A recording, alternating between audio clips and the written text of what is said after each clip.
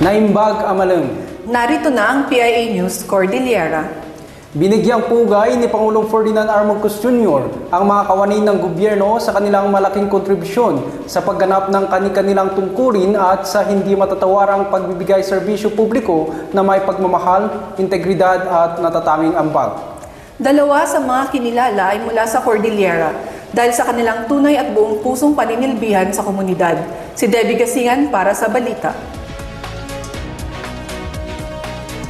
Pinarangalan ang mga kawani ng gobyerno bilang puso ng pamahalaan sa idinaos na Pagpupugay 2025 Gawad Lingkod Bayani sa Malacañang Palace nitong Miyerkules. Binibigyang diin ni Pangulong Marcos ang mahalagang papel ng mga lingkod bayan sa pagtatatag ng bansa at sinabing ang kanilang pagsusumikap at integridad ang nagpapalakas sa tiwala ng publiko at nagpapahusay sa paghahatid ng mahalagang serbisyo. Kayo ang patunay na ang diwa ng tapat na paglilingkod ay buhay sa ating pamahalaan. Sa gitna ng dilim at ingay, kayo ang hibla ng liwanag. Kinikilala ng Gawad ng Lingkod Bayani na pinangunahan ng Civil Service Commission ang mga kawani ng gobyerno para sa kanilang natatanging ambag sa ekonomiya at lipunan, mga kapansin-pansing tagumpay at matatag na paninindigan sa pinakamataas na pamantayan ng ethical standards. Ang parangal ay may 3 kategorya, ang Gawad Lingkod Bayan ng Pangulo, Gawad Dangal ng Bayan at Gawad Pag-asa. Sa nasabing taon, nasa kabuang 24 na individual at 6 na team ang nagawara ng parangal. Kabilang sa mga pinarangalan si Divina Mayos Padsungay, midwife 2 ng Baguio General Hospital and Medical Center. Iginawad sa kanya ang Gawad ng Bayan Award dahil sa pagpapatupad niya ng serbisyong medikal na nakasentro sa maternal and infant care sa Cordillera. Sa halip na trabaho lang, nagsagawa siya ng mga pagsasanay upang lagyan ng tunay na human connection ang konsultasyon at serbisyo sa pagitan ng mga health workers at mga pasyente. Pinarangalan din ng Gawad Pag-asa Award si Florencio Bizares Refarial Jr., Project Development Officer 2 ng Department of Education sa Bangad, Abra. Pinangunahan ni Refarial ang pagsama at pagpapalaganap ng disaster risk reduction and management practices sa mga paaralan sa paniniwalang ang tamang edukasyon at pagsasanay ay susi sa kahandaan sa sakuna. Ang mga awardee ay nakatanggap ng gintong medalya, mga plake at cash rewards na nagkakahalaga ng mula 100,000 pesos hanggang 200,000 pesos. Ang ilang nagawara ng parangal ay nakakuha rin ng karapatang maging kwalipikado para sa otomatikong promosyon at mga scholarship para sa kanilang sarili o sa kanilang mga benepisyaryo. Debbie Gasingan para sa PIA News, Cordillera.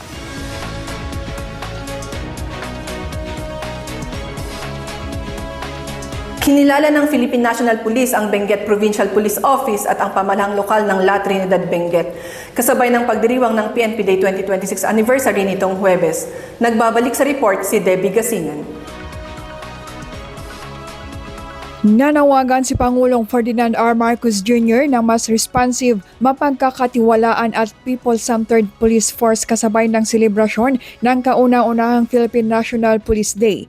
Sa mensahe ni Pangulong Marcos na binasa ni Executive Secretary Ralph Recto sa PNP Day 2026 ceremony nitong Huwebes, binigyang diin ito ang responsibilidad ng pulisya na panatilihing ligtas ang mga komunidad. While security challenges remain and sustained efforts are still required, crime rates have dropped, the campaign against illegal drugs has continued, and public safety programs are being strengthened. But beyond the numbers, what matters most is that families go home safe. Businesses operate with confidence, and communities feel protected. Sa nasabing selebrasyon, kinilala ang mga outstanding PNP units, personnel at iba pang partners na nagpamalas ng pinakamataas na pamantayan ng profesionalismo, disiplina at integridad. Kabilang sa mga kinilala ang Benguet Police Provincial Office bilang Nationwide Best Police Provincial Office dahil sa kanilang outstanding accomplishments, exceptional professionalism at pagbibigay ng di-kalidad na serbisyo ng pulisya. Tinanggap ni Provincial Director Police Colonel Lambert Suerte ang nasabing pagkilala. Kinilala rin ang pamahalaang lokal ng La Trinidad Benguet bilang Best Local Government Unit sa municipal level. Ito ay pagkilala sa hindi matatawarang suporta ng LGU at matibay na ugnayan nito sa pulisya para sa seguridad, public welfare at magandang pamamahala. Tinanggap ni Mayor Roderick Awingan ang nasabing pagkilala. Debbie Gasingan para sa PIA News, Cordillera.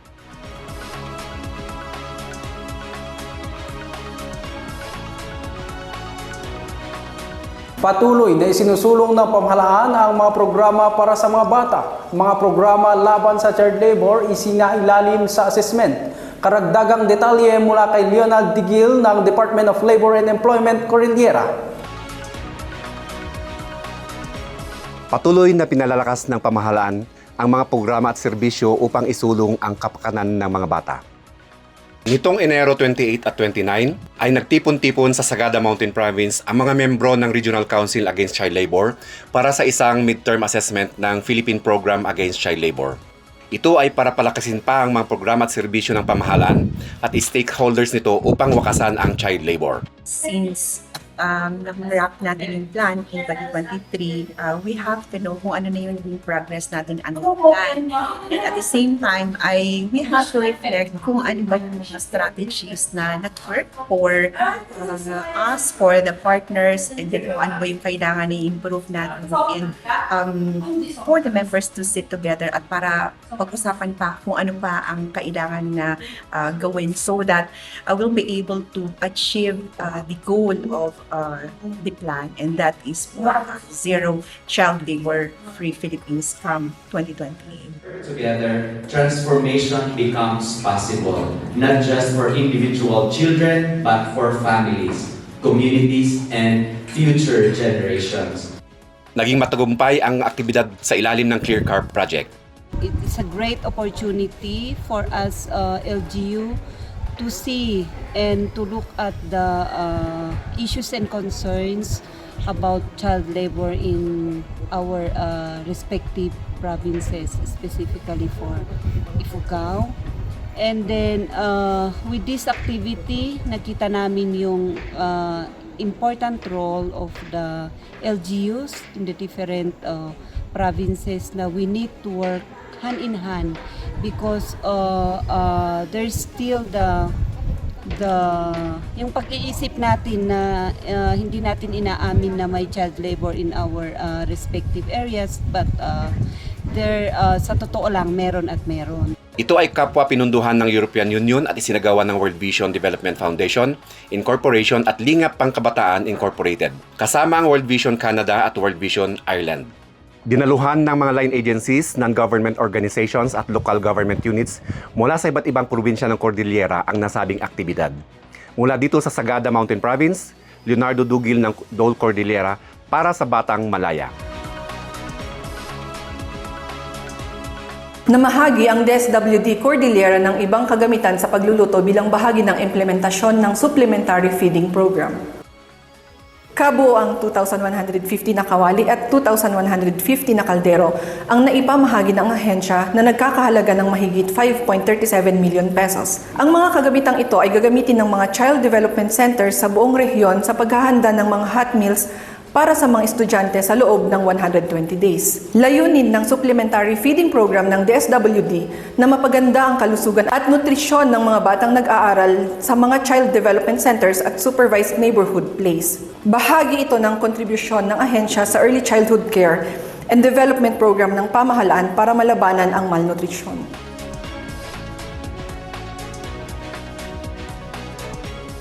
Nanawagan ang Environmental Management Bureau Cordillera sa publiko na sumunod sa mga lituntunin, partikular na sa tamang pangangasiwa ng basura. Mga suliranin sa basura sinikap na tugunan ng pamahalaan. Si Debbie Gasingan para sa report. Binigyang diin ng Environmental Management Bureau Cordillera ang kahalagahan ng waste segregation at pagsunod sa batas na siyang pinaka-epektibong solusyon para matugunan ang suliranin sa basura. Ayon kay AMBICA Regional Director Jean Borromeo, ang epektibong waste management ay nagsisimula sa tamang paghiwa-hiwalay ng mga basura, segregated collection at pagresiklo sa lahat ng recyclable materials. Yan din po yung challenge ko sa inyo na eto lang, basura lang, no? Na unang-una nating harapin, no? Kasi lahat tayo nag-generate ng waste at madali lang naman gawin yung nire-require ng batas at para naman to lahat sa ating kabutihan. So sana po gawin natin to, no? Yung segregation at source, paghiwalayin. Sabi, ang dapat daw na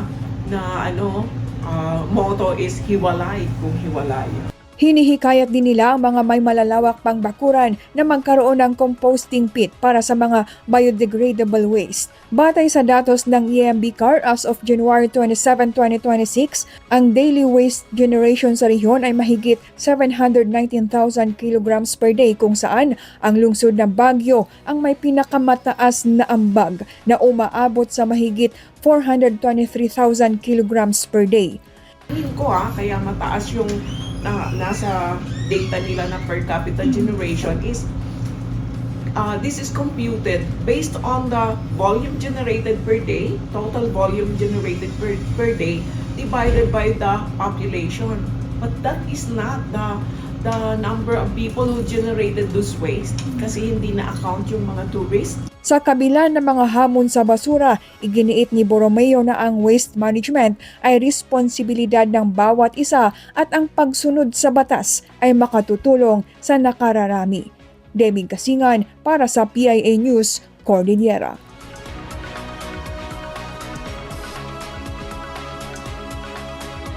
Inaasahang maiigtingan pa ang pagpapatupad ng waste management sa La Trinidad, Benguet.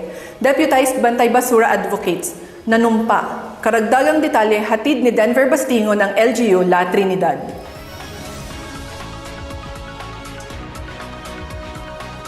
Mahigit sa 100 Bantay Basura Advocates ang nadeputize at nanumpa sa bayan ng La Trinidad matapos sumailalim sa orientation at training program.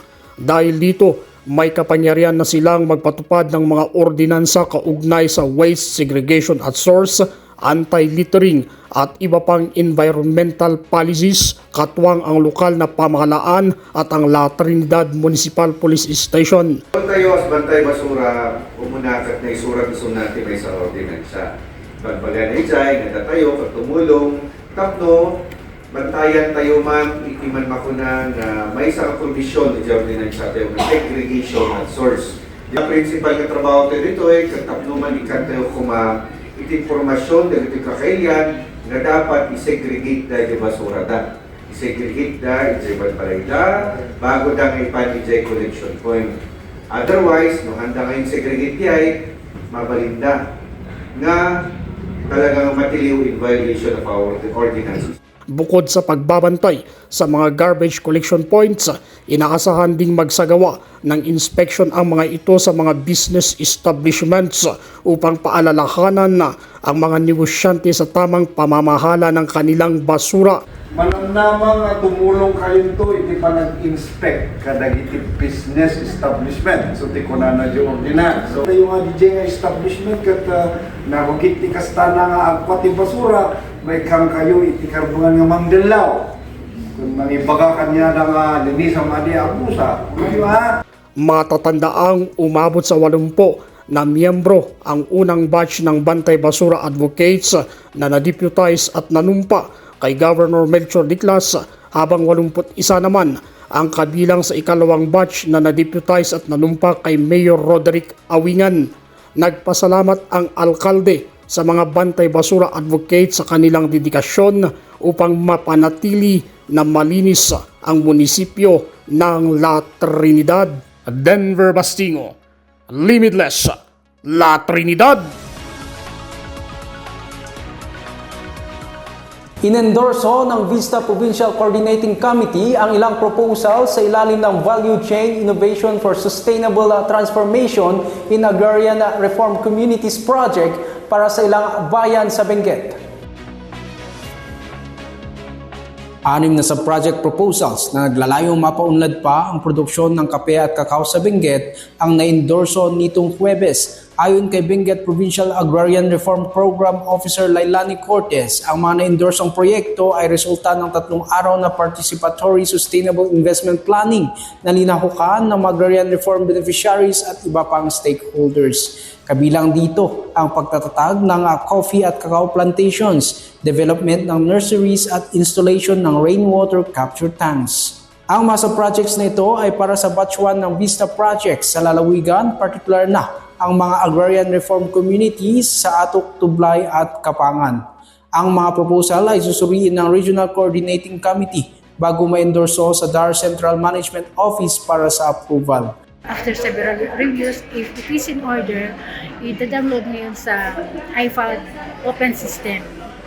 Ito yung requirement ng IFAD para makakuha kami ng no objection. Ano yung no objection? They have no objection about the proposal, about the project. So once na we secure that no objection, ay pwede na kaming mag-start at pwede na namin umpisahan yung project na nakalagay sa proposal. Ang Vista Project ay inisyatibo ng pamahalaan na pinundukan ng International Fund for Agricultural Development at ipinatupad ng Department of Agrarian Reform sa Cordillera Administrative Region at Region 12. Nagsagawa ang Department of the Interior and Local Government Baguio City ng on-site validation sa Hapag sa Barangay Project sa lungsod. Ang Hapag o Halina't Magtanim ng Prutas at Gulay Project ay nagtataguyod ng sustainable food production at community participation. Ang proyekto ay isa sa mga pangunahing inisyatibo ng pamahalaan para matugunan ang kagutuman at maisulong ang seguridad sa pagkain sa bansa. Layunin nito na mahasa ang kapasidad ng mga barangay na magsagawa ng sustainable agriculture programs, partikular na sa pagtatatag at pagmintina ng community gardens na nagbibigay ng accessible at masustansyang pagkain para sa mga residente. Sinimulan na ang pagsasaayos sa drainage sa Cruz Atawang Road Section. Alkalde ng La Trinidad nagpaabot ng pasasalamat sa DPWH dahil sa mabilis nilang tugon. Report mula kay Denver Bastingo ng LGU La Trinidad. Sinimulan na ng Department of Public Works and Highways Benguet Engineering District 1 ang desilting activities sa drainage system ng Cruz Tawang Road na bahagi ng Alcima Highway. Layunin ng naturang gawain na linisin ang mga putik, bato at iba pang debris na umahadlang sa maayos na daloy ng tubig. Sa pamamagitan nito, inaasahang bubuti ang kondisyon ng kalsada at hindi na nakakapekto sa daloy ng trapiko. Nagpaabot naman ng pasasalamat sila Trinidad Mayor Roderick Wingan sa DPWH sa agarang pagtugon sa inaing ng mga residente. Nagpapasalamat po tayo sa Department of Public Works and Highways dahil sa previous meeting natin napag-usapan natin yung parang declogging ng lateral drainage doon sa Cruz. Madadry na yung mga kalsada natin at pwede na nilang itong lagyan ng asfalto. Anya, makikipagtulungan din ang lokal na pamahalaan ng La Trinidad sa DPWH upang mas mapabilis at maging epektibo ang isinasagawang declogging activities. And ang gagawin po ulit natin, pag nalinis po yun ng DPWH, nakausap din po natin si mentor natin, si Arthur Pedro and the group at yung poso natin na kung titignan po nila na kailangan pang tanggalin yung mga ibang may ibang debris na nandun po sa drainage na yun ay gagawin po natin. Magka-coordinate din po tayo sa Barangay Cruz under sa leadership ni Punong Barangay Charles Canuto kung saan hiramin din po natin yung kanyang mga volunteer doon at mga ibang mga barangay tanod para tumulong sa pagdidiklag para at least malinis po yung lateral drainage sa bandang area doon po sa harap po ng Benguet Memorial Services. Denver Bastingo, Limitless, La Trinidad. Mapalalakas pa ang katatagan ng Kapangan Benguet matapos lagdaan ang Memorandum of Agreement para sa Barangay Extension and Knowledge Advocacy for Safe and Resilient Benguet o BECAS workers ng bayan. Ipinasakamay din ang mga emergency response equipment gaya ng spine boards, emergency go bags, safety helmets at triangular bandages sa 12 barangay ng Kapangan na may BECAS workers. Ang mga BECAS workers ang nagsisilbing extension arm ng Provincial Disaster Risk Reduction and Management Office. Naghahanda na ang pamahalaang panlalawigan ng Apayao para sa hosting ng Northern Luzon Rescue Olympics na lalahukan ng Regions 1, 2 at Cordillera. Kamakailan ay nagpulong ang kinatawan ng iba't ibang tanggapan para talakayin ang inisyal na plano, logistics at operational requirements sa aktibidad na gaganapin sa March 16 to 20 sa Lower Maton, Pudtol. Kabilang sa mga ipinanukalang aktibidad ay ang benchmarking activities, competition proper, Governor's Night at Tourism Day. Kabilang naman sa kompetisyon ang Amazing Race, Swift Water Rescue at Sky Pilot Maneuvering. Tinatayang nasa 3,000 katao mula sa 15 lalawigan ang makilahok sa Rescue Olympics. Isa sa mga integrated farm sa Apayao ang nagsusulong ng sustainable practices sa agrikultura. Ating silipin ang Makera Integrated Farm sa ulat ni Debbie Gasingan. Patuloy na itinataguyod ng Makera Integrated Farm sa Luna, Apayao ang sustainable agriculture. Sinertipikahan ng Agricultural Training Institute o ATI, ang 7.8 hectare farm ay nagsisilbing hub para sa pag-aaral at advokasya. Ayon sa may-ari na si Henry Makera, tampok sa kanilang farm ang iba't ibang agricultural practices, kabilang na ang crop production, livestock farming at organic practices. Anya, itinataguyod din nila ang organic farming hindi lamang sa kanilang farm kundi sa komunidad. Si Makera isa sa mga benepisyaryo ng iba't ibang programa ng pamahalaan. Isa ito sa mga nakatapos sa Farmer Livestock School sa 2018 kung saan nakatanggap ito ng karnero na kanyang pinarami. Dahil sa kanyang pagsusumikap, tumanggap ang kanilang farm ng iba't ibang pagkilala. Ang Makera Integrated Farm ay isa na ring accredited farm school ng TESDA. Debbie Gasingan para sa PIA News, Cordillera. Inaasahang may babalik na ang mapayapang relasyon sa pagitan ng Ginaang at Balatok Tribe sa Pasir Kalinga. Kasunod ito ng isinagawang sipaat kamakailan. Si Irel Siknao para sa balita. Umaasa ang mga peace advocates dito sa Kalinga na matatapos na ang dekadang boundary dispute sa pagitan ng tribo ng Ginaang at Balatok sa pagsasagawa ng sipat o peace negotiations.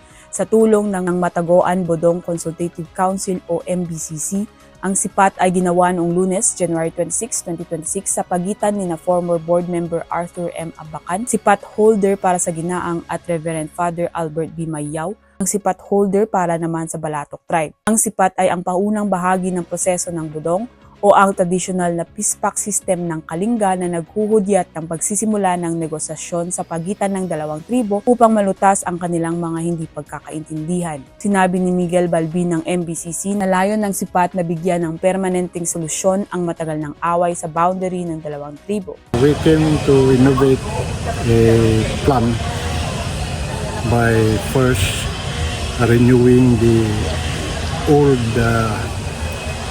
customary tradition of the Bodong, establishing the Bugis or the boundary. The boundary was established on natural permanent boundaries. So after that, whatever is covered by the boundary, it would be processed in accordance with the processes or rules and regulation of the DNR or government agency covering those areas. It would end up in a ordinance to be passed by the Sangguniang Bayan or Pasil. So that ends the problem. Pinahayag naman ng mga sipat holders ang pag-asa na magtatagumpay ang hakbang na ito. Bugyan tayo manin iti reconciliation processes sa pagpumatang baligi na ito ipagpagnatayo peace and order.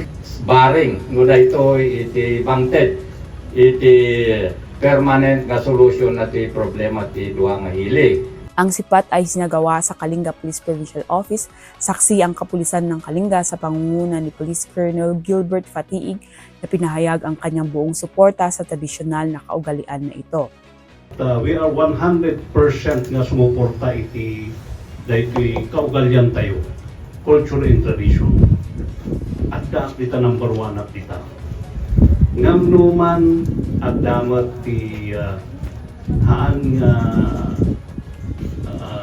may kaniwas iti gobyerno ay kada kami nga PNP nga mag-implement iti trabaho ti kapulisyaan. Ariel Signaw mula sa PIA Kalinga para sa PIA News Cordillera.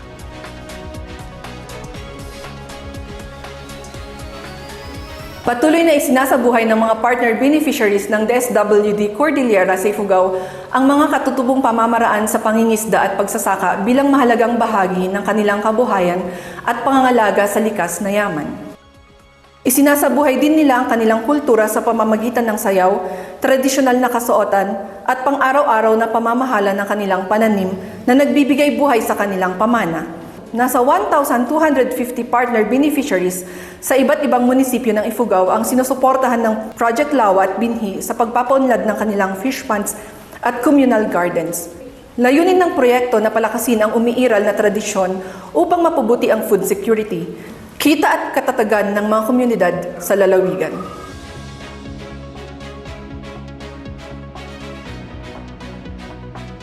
Binigyan ng Department of Labor and Employment ng kompletong set ng straight stitch sewing machine ang isang displaced na mananahi sa poblasyon Bontoc Mountain Province kamakailan. Tinanggap ni Reynaldo Nabilon ang nasabing livelihood assistance mula sa ahensya. Ayon kay Nabilon, nalaman niya ang tungkol sa programa ng DOLE sa Facebook kaya nag-apply ito para sa nasabing programa. Agad namang tinugunan ng Dole Mountain Province ang kanyang request. Hinikayat naman ng Dole si Nabilon na pangasiwaan ng mabuti ang kanyang kabuhayan. Nananatiling mapayapa ang bayan ng Sagada sa Mountain Province na isa sa mga dinarayo ng mga bisita. Pulisya, nakaalerto sa pagdiriwang ng Etag Festival. May report si Clint Istvan Tutanes.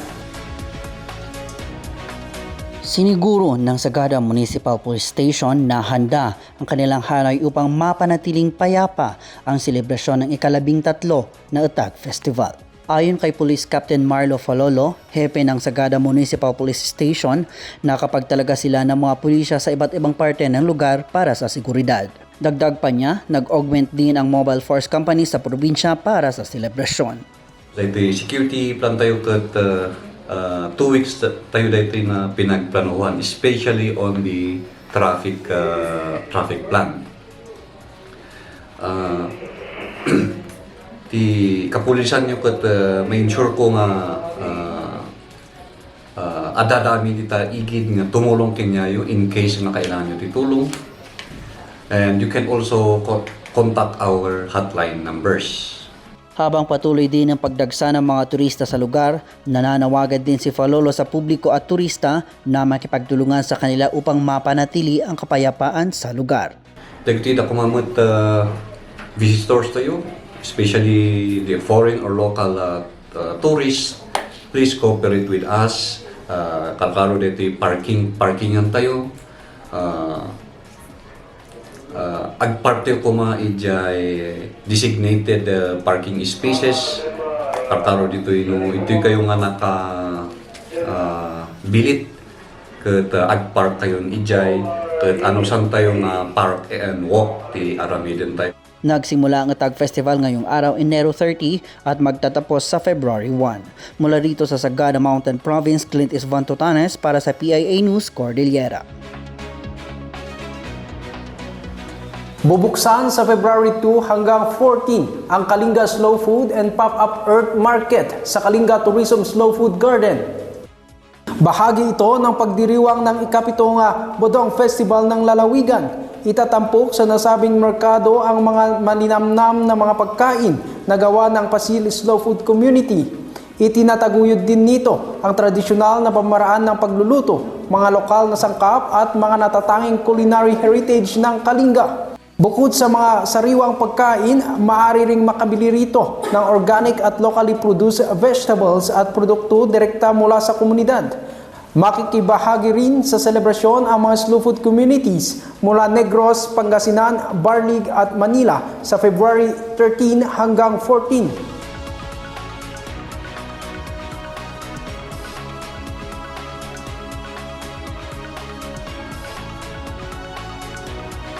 At yan lamang po ang ilan sa mga balitang ating nakalap ngayong linggo. Para sa iba pang news updates, i-follow kami sa aming Facebook, Philippine Information Agency Cordillera Administrative Region at sa X-App sa PIA_Cordillera. Mag-subscribe din po sa aming TikTok, Spotify at YouTube channel na PIA Cordillera. Ako po, si Rod Asuri. At ako naman po, si Jonalyn Ponciano. Naimbag Amalam.